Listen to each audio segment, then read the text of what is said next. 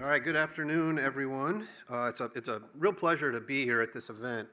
Just fantastic. So a big thank you to VINCUE for putting it on for us. We've been using VINCUE for a few months now, and I think we've been off to a great start. So, Mike had asked me if, I would talk a little bit about our story. I don't have any slides or anything like that. I'm just going to kind of share our story. Hopefully there are a couple of decent ideas in there. I'm really going to talk about kind of the three P's: the platform, the people, and the process. But before I get into that, I'll give you a little bit of background on our dealership, just for context. We are located. My store's in Kalkaska, Michigan, which is northern part of Michigan. Very, very small town.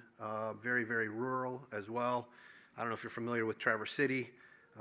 If you are, a beautiful place to visit, and cherry capital of the world. So, but we are about half hour east of Traverse City, our store. We are owned by three brothers whose father started Bill Marsh a long time ago. They're fantastic to work for. It's just a great group. They have some dealerships in Traverse City, and then another one in Gaylord, which is about 45 minutes east of us. Our company's a little bit unique in that we're one price, one person dealership, so negotiation free. Been that way for 20 some years. The sales consultant takes everything from start to finish. We don't have finance managers, things like that, other than the appraiser, and some manager will do the appraisals. But that's a little bit of a background of our kind of the way our store works. My particular dealer is we're Chrysler, Dodge, Jeep, Ram, and then Ford, and then obviously predominantly used vehicles. Prior to COVID, we were doing about a 60-40% split between used and new. Since after COVID, just without having the new car inventory, and we still struggle with that from the manufacturers. We've kind of moved towards about 70 to 75% of our sales are used cars now.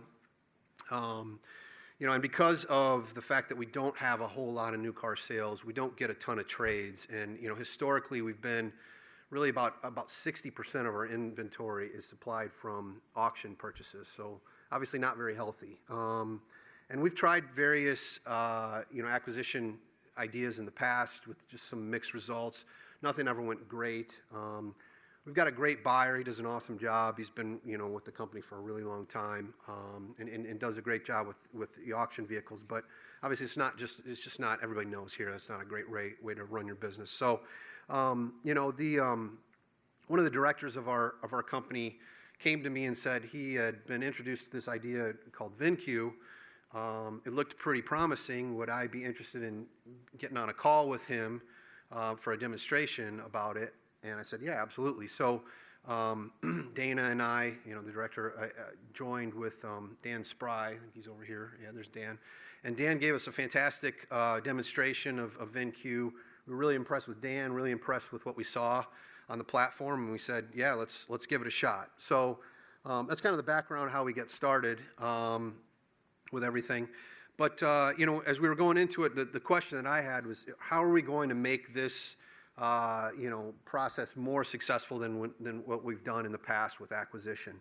And this is where we had to kind of get creative with our people and our process, and that's what I was going to share a little bit about today.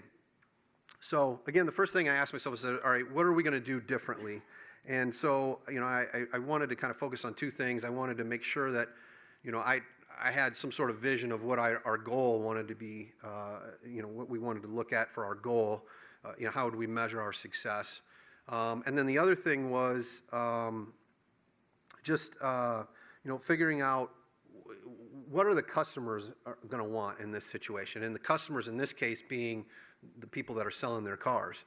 So those are the two questions that we asked, and I thought from a customer standpoint, definitely I wanted somebody who could really communicate well with customers, build trust. I thought that was paramount, and so I had heard that the head of our BDC, his name's Bob. He's here today. Was he'd been the head of the BDC forever and just done a fabulous job. but he was kind of heading towards retirement, and I thought, he might be a perfect person to do this part of the, my vision of how this would work. He's extremely detail-oriented. He's super organized, very process-oriented. He's driven. Most importantly, though, he's extremely friendly, awesome to talk to, just a type of guy that's just super trustworthy. I thought, man, he'd be perfect to be able to talk to customers about this. And so I went back to the director and I said, hey, any chance we could get Bob to do this? And he said, well, we're going to have to replace, him or make some changes in the BDC anyway if he's going to be retired, so let's ask him. So Bob agreed to do it, and it's been nothing but fantastic. He's everything I kind of was hoping for and envisioned. He's done that, just fabulous communication with the customers. And then the other thing I was trying to think about from a customer standpoint is just convenience. And what we've done is just the idea of making sure that every customer who might be interested in selling us their vehicle, we're offering just to pick it up from them. And so almost never does a customer come to our dealership to sell us their car. And again, we're in a very rural area, so it's not like they're 10 minutes down the road. We're making hour-long trips to places to get cars and things like that. So we wanted to make it as easy as possible. We want to make sure that we would show up with a check every single time. And so even though, a customer may be saying they want to sell their car for $20,000, and we may only thought it was $18,000, we're also going to present an offer every single time and not just kind of try and move on to ones that we think are better money. So that was the other thing I was thinking. And then, I thought, okay, well, Bob's great at talking to customers. He's super organized. He's going to be a great piece of this. But Bob doesn't work in the dealerships, doesn't really have a history with the cars or appraising or anything like that. And I said, we're going to have to come up with somebody who's going to be able to do the appraisals. And I knew I didn't really have time for it. Our buyer certainly wasn't going to. He also works for the Gaylord store. I said, okay, so do we have to hire somebody? And I thought a little bit more about it. And we had hired a salesperson named Todd, and he's over there sitting by Bob there. And we'd hired him about a year ago. And, I remember when we hired him, I was a little bit apprehensive, not because of hiring him that, whether or not he was going to do a good job. I was super confident in him. It was more about, is he going to like the job? And, we use the predictive index. I don't know if people are familiar with that, but we use the predictive index assessment quite a bit. And his PI didn't fit very well with a traditional sales consultant.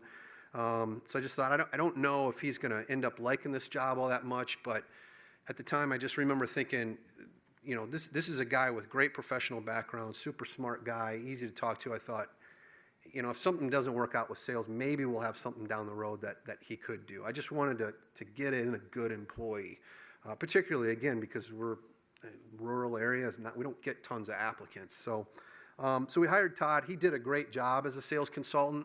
But he did indicate to me, that it wasn't really, he wasn't finding his passion in it. It wasn't exactly the fit that he wanted. Well, lo and behold, the VINCUE opportunity came about, and I thought, man, here's a guy who is, super professional, again, very organized, a really hard worker, very analytical, very smart. I thought, man, he could just be the perfect guy to teach to do appraisals. He could mine these leads through this great platform of VINCUE, and then communicate with Bob the opportunities that we have, and Bob would go to the customers and communicate with them. Todd could kind of organize and facilitate the whole thing, and it's really worked out well. So he's doing that. He's doing a great job. He uses an app called Team Up. It's just kind of a calendar app. I'm sure there's plenty of them out there, but he uses that to kind of organize the things. And the final piece that we needed was obviously how are we going to go get these cars? Because the customers have really taken to that. That's made a huge difference, the fact that we go and pick up their cars. So, I had to find somebody that was able to go pick them up, that a customer's going to want to talk to. But on the other hand, we also haven't really appraised these cars yet. We've just kind of done it on the system. We've seen the cars maybe in pictures, but we don't know how they run. We haven't had real good close-up looks at them. And here we are showing up with a check. I have a husband and wife driver, And the wife is about the nicest lady in the world, and she can talk to anybody, and just super sweet. And her husband's much more reserved, but he was a 30-year retired, master tech for Chrysler. So he's like the perfect guy. I thought, all right, these guys are perfect to show up and at a customer's house. We've got the super nice lady here that can talk to the customer while her husband's checking out this vehicle. And it's just worked out great. So Todd, again, facilitates all of that, gets back to Bob. Bob communicates with the customer, and Bob's such a good communicator. The customers love him. And then these two go and they pick up the cars. If for some reason the car was misrepresented, then we will, we'll just come back. That almost never happens. So, and why? Because Bob does such a good job of communicating ahead of time to get all the details. If we need more pictures, if we need a video, we get that type of thing. But also, again, he just makes it clear, like, hey, if we show up and it's not what you're saying it is, we're leaving. And it's really worked out very, very well. Customers are almost always very upfront about anything that might be wrong with their vehicle. And it's been huge for us. So, from so far in the few months that we've done this, we've been getting about 20 cars a month through VINCUE. I don't know if that sounds like a lot or doesn't sound like many at all for you, but for us it's huge because that basically cuts the number of auction cars I need to get in half for our inventory. And again, we're just kind of at the infancy of this, and so I imagine that as we go along, that 20 number is going to grow to 30 and beyond. So really excited about where we're going to go from there. So kind of to sum it up, I talked about it, the three P's for our success. And the first one is the platform. And VINCUE's got a great platform. It's super intuitive, easy to use, and then obviously provides tons of opportunity. And then the people is the next part, and it's it's the most important in reality. And sometimes you just have to get creative and look outside the box. And I know not everybody here may be able to have, the head of their BDC be able to move into this role and maybe have a perfect sales consultant who's not really, he doesn't have his heart fully in sales, but is super analytical and able to take this on.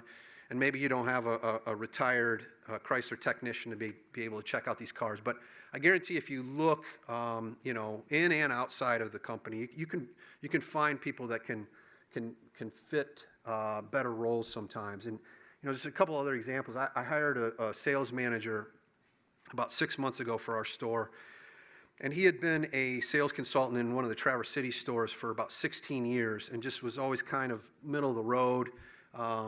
He'd expressed interest in being a manager before, was always turned down. The owners didn't really like him, just kind of thought he was too complacent, maybe even a little bit lazy. I worked in that store for a year, and actually all I saw in him was leadership. And so, it took me several times to kind of convince the owners, like, hey, we're not trying to hire him here because, like, to award him for his performance. It's not about that. This is about, we got a guy in the wrong spot who I think is really going to come to life if we put him in this leadership role. And, I just asked them to trust me, and eventually they did, and they said, yeah, go for it. And he's been absolutely fantastic. I would argue he's the best sales manager in the company. Another example, we have a gas station down the road from our store where we fill up most of our cars.